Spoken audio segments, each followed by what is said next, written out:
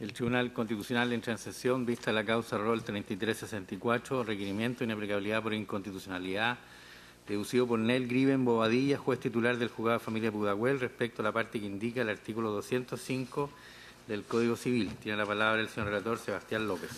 Gracias, muchas gracias, señor presidente.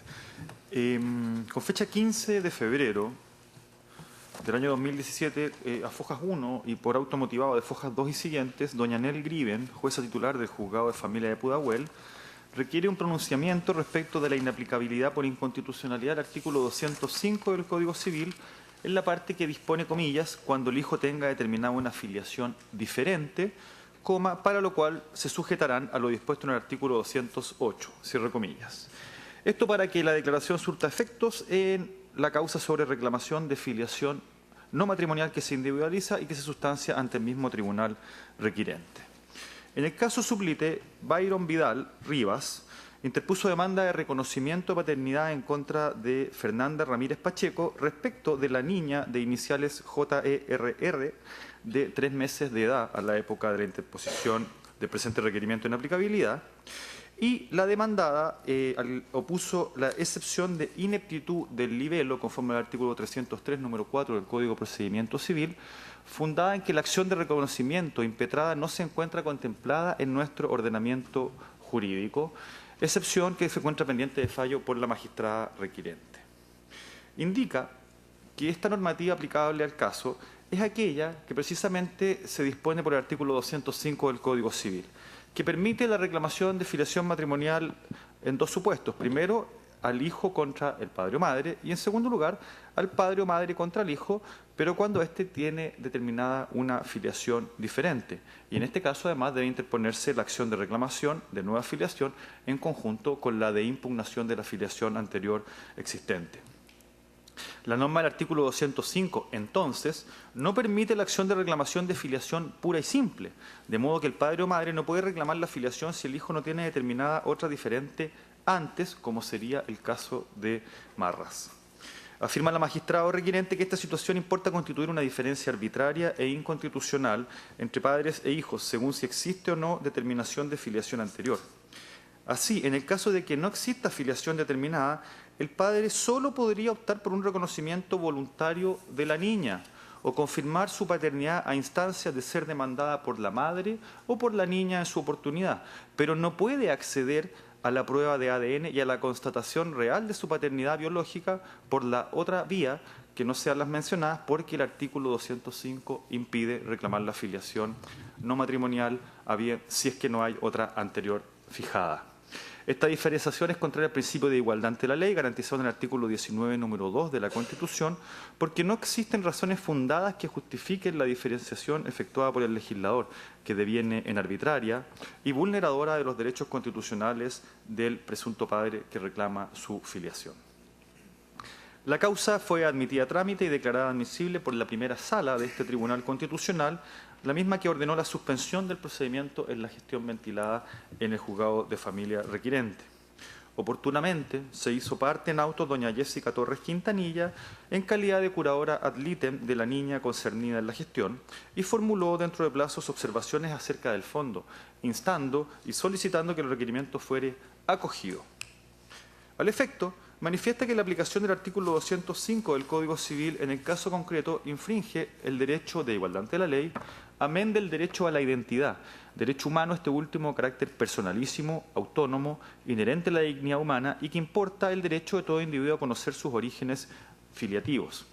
Este derecho a la identidad tiene sustento constitucional en los artículos 3, 5 y 11 de la Convención Americana de Derechos Humanos, en los artículos 16 y 17 del Pacto Internacional de Derechos Civiles y Políticos y en los artículos 7 y 8 de la Convención sobre los Derechos del Niño, que forman parte de nuestro ordenamiento jurídico conforme al artículo 5º, inciso 2 de la Constitución Política.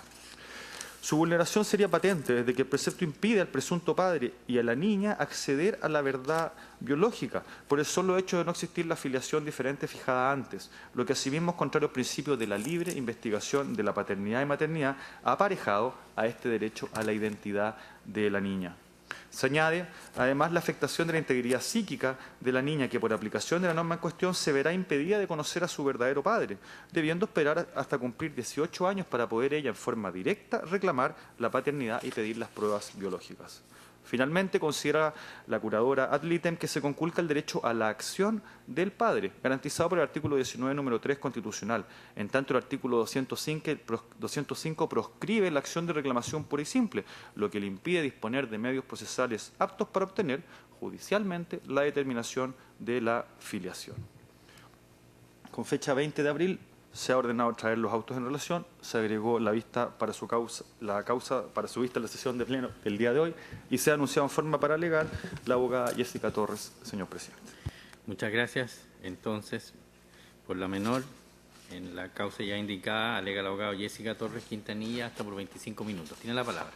Muchas gracias y buenos días, sus señorías excelentísimas.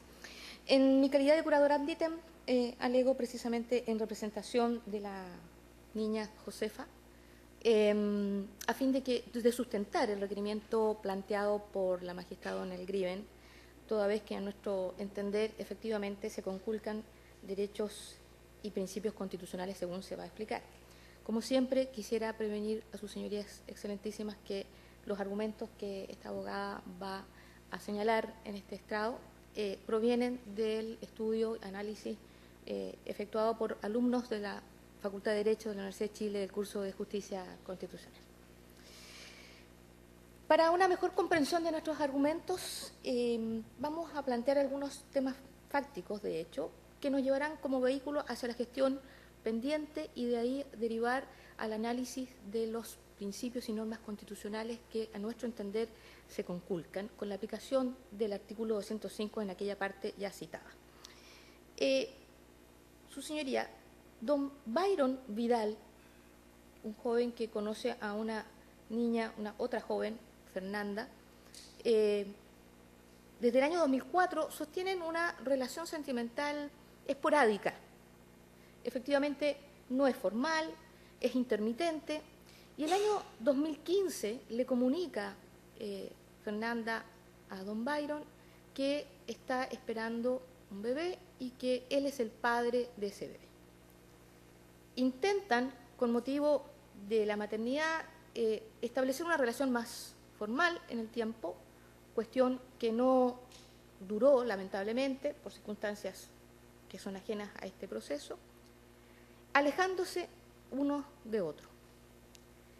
Con el pasar del tiempo, él supo del nacimiento de mi representada, la menor Josefa, y lo que intenta es investigar y tener la certeza de que él es el padre para poder brindarle a esta niña todos los derechos que emanan de su condición de hija, y por cierto a los cuales tiene derecho también mi representada. Por lo tanto, estamos frente a un eventual padre que lo que busca es entregar la protección que le corresponde como tal a una eventual hija que previamente se deberá determinar efectivamente si es o no el padre biológico, pero que está dispuesto, es más, tiene la esperanza de ser el padre, pero no puede tener él una certeza. Tiene la esperanza y busca por la vía judicial que esa esperanza se transforme en certeza para que judicialmente se declare entonces la paternidad. Bajo esa premisa, su señoría inicia en el juzgado de familia de Pudahuel esta acción de filiación en donde se enmarca este conflicto constitucional.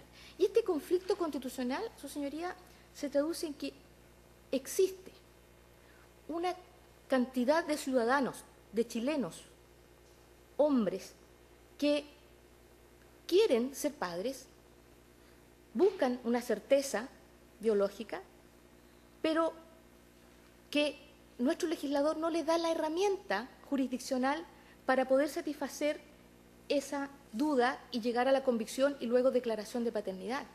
¿Qué pasa con estos padres que eventualmente sí, a diferencia de muchos otros padres que lo que más agradecen es que no los vinculen con una filiación y que en los tribunales de familia hoy día vemos más estas situaciones que estas en forma excepcional? que son padres que buscan hacerse cargo de una responsabilidad, buscan proteger a un eventual hijo, pero que lo que necesitan es eventualmente un procedimiento en el cual ellos transmitir esta pretensión por los medios de pruebas que hoy día existen, el ADN particularmente, se determine la filiación y se declare la misma procediendo en consecuencia a su reconocimiento. Y la pregunta surge entonces, ¿nuestro legislador reconoce esta necesidad? Al parecer no. Y de ahí es que surge que en este conflicto podemos ilustrar muchas otras situaciones de estos mismos padres. ¿Por qué? Porque efectivamente, tal como lo dice la magistrada Nel Griven, en el caso se debiera aplicar, la única norma que se puede aplicar en cuanto a las acciones de filiación es el artículo 205 del Código Civil. Si se me permite, por favor, la lectura completa y luego recalcar aquella parte que se está impugnando.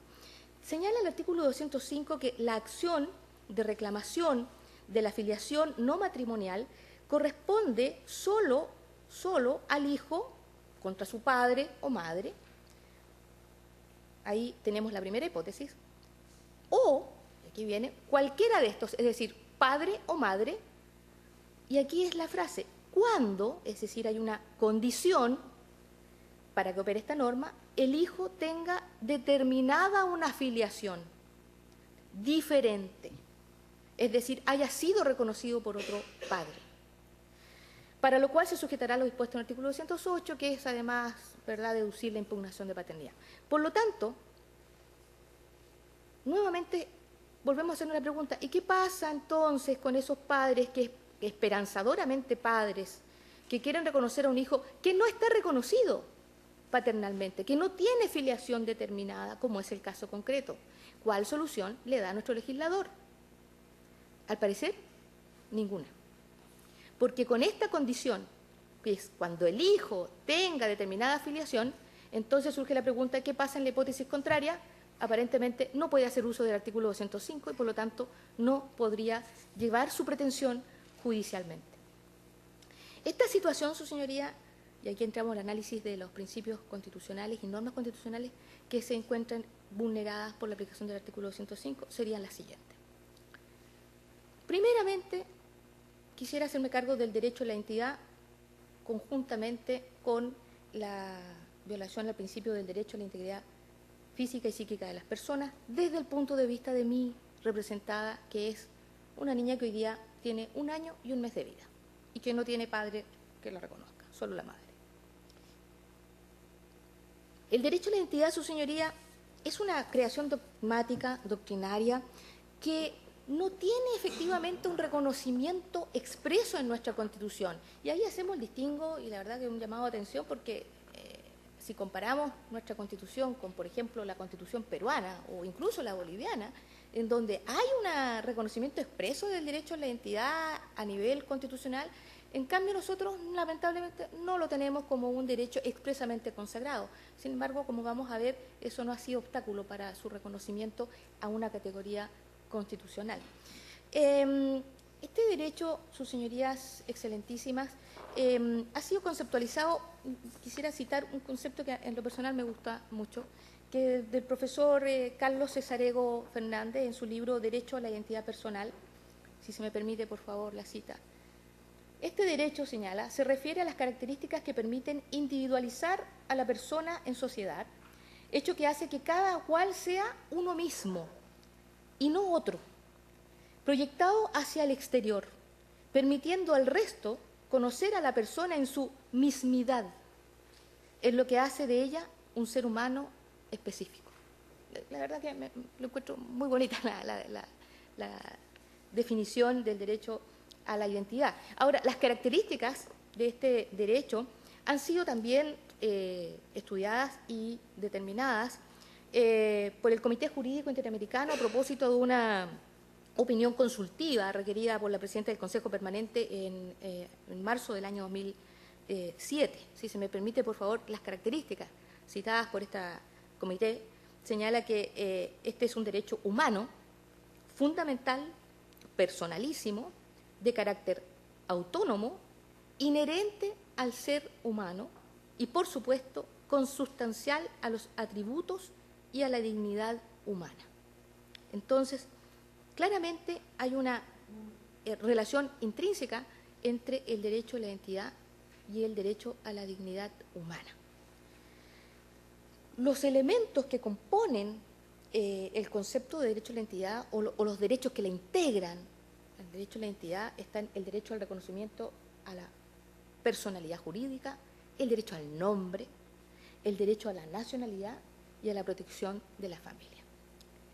Este derecho como tal, efectivamente, como lo señalábamos anteriormente, no está reconocido expresamente en nuestra Constitución, pero sí abundantemente, y como ya se ha podido advertir, está en los diversos tratados internacionales, está en la Convención Americana de Derechos Humanos, en el Pacto Internacional de Derecho Civil y Político y, por supuesto, y claramente en la Convención de Derechos del Niño. El niño tiene derecho a la identidad. Y, por supuesto, por el llamado expreso del artículo 5º, inciso 2 de nuestra Carta Fundamental, evidentemente tiene un reconocimiento en nuestro ordenamiento jurídico.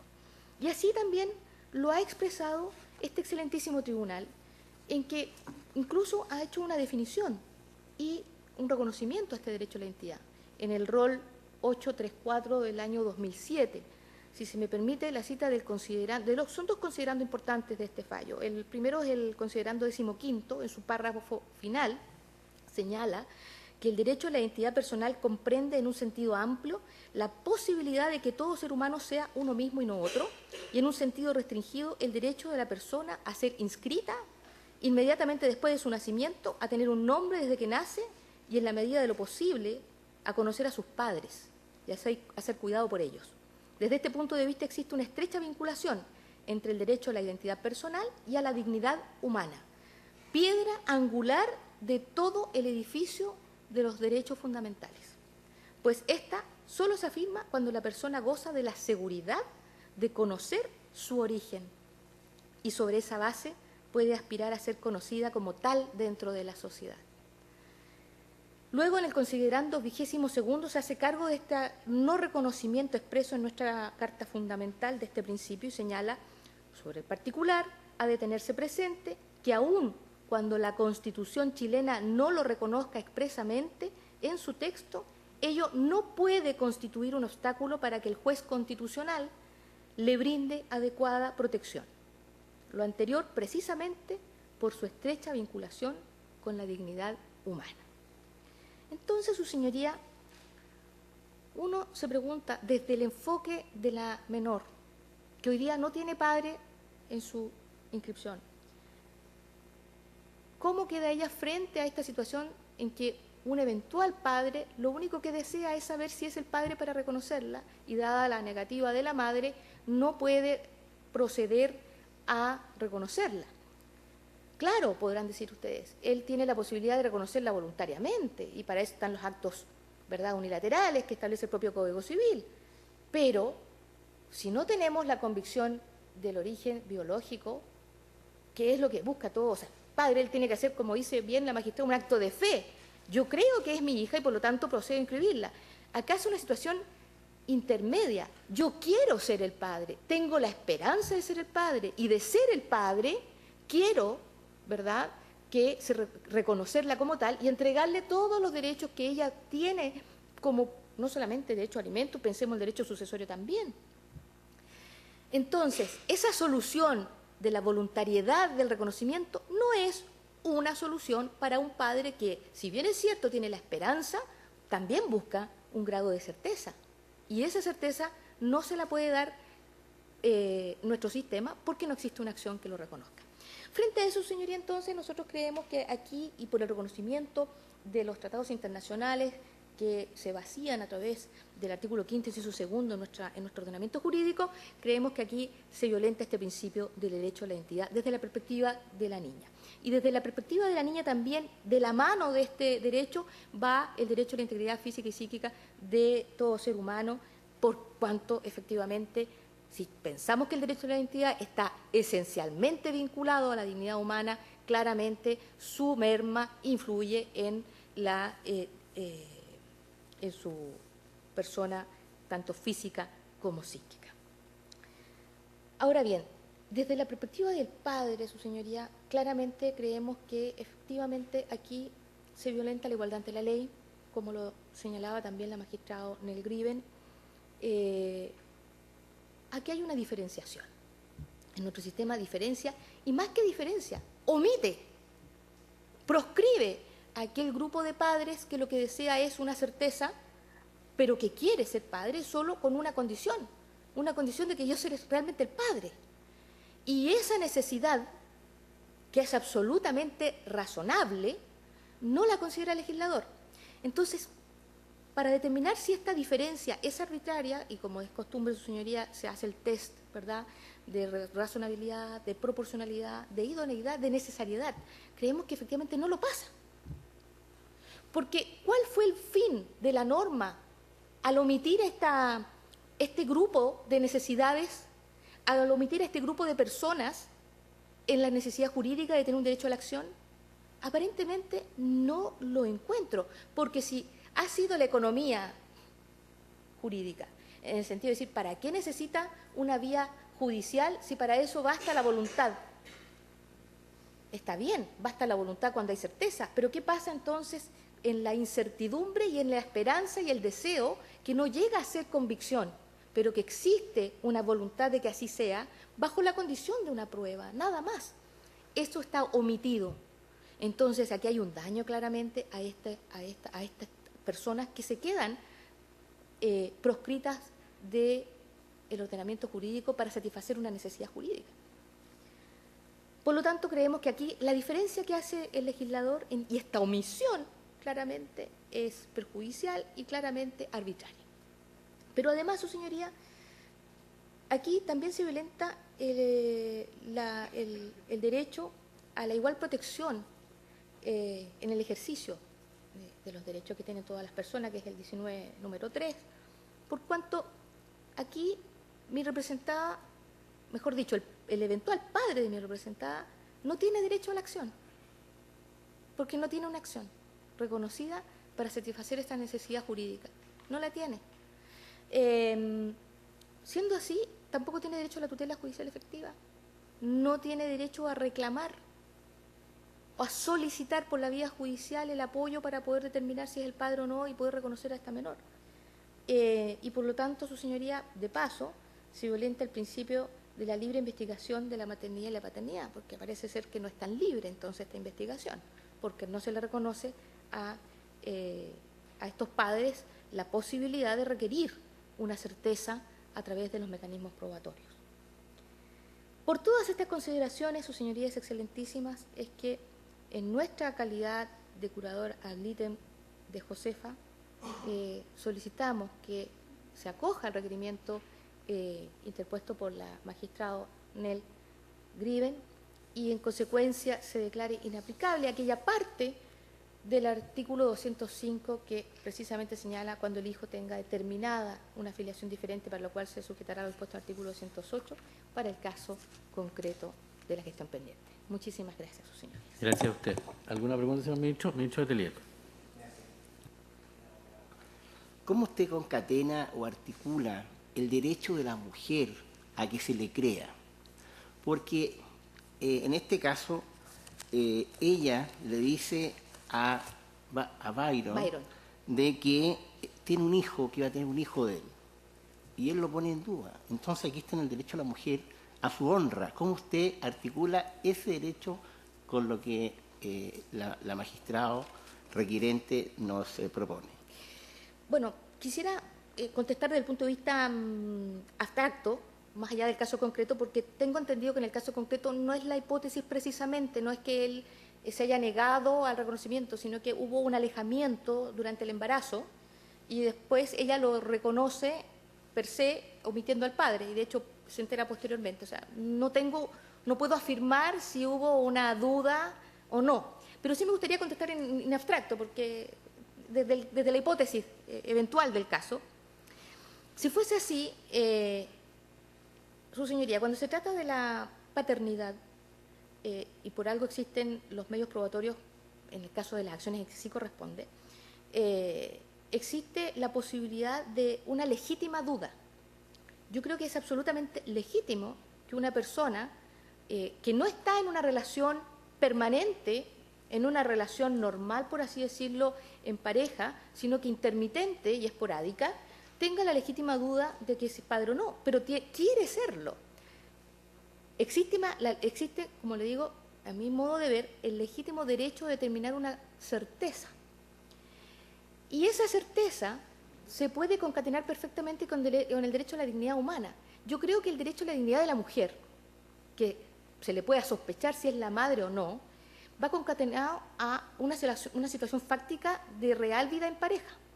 Pero si es intermitente, no me parece que pueda ponerse en tanta duda, ya que no es una relación permanente. Si fuese permanente, claro, ahí podríamos abordar el tema desde el punto de vista psicológico y concatenar entre los dos cuál primaría, si el derecho a la convicción, a la certeza de la paternidad o el derecho a la dignidad de la mujer por no haber creído en él. Por lo demás, yo creo que hay muchas mujeres, lamentablemente, que padecemos el tema de la dignidad humana en las relaciones de pareja, ¿no? Pero creo que en este caso en particular, su señoría excelentísima, considerando que la relación no era formal o permanente, me parece que la duda es legítima. Sin embargo, la esperanza de serlo y querer hacerlo a través de la vía judicial merece un apoyo, desde mi punto de vista muy personal. ¿Preguntas, señor ministro? ¿No? Muy bien, concluye entonces la vista de la causa. Muchas gracias, señora. Si hay minutos, se la deja el relator. Muy bien, gracias.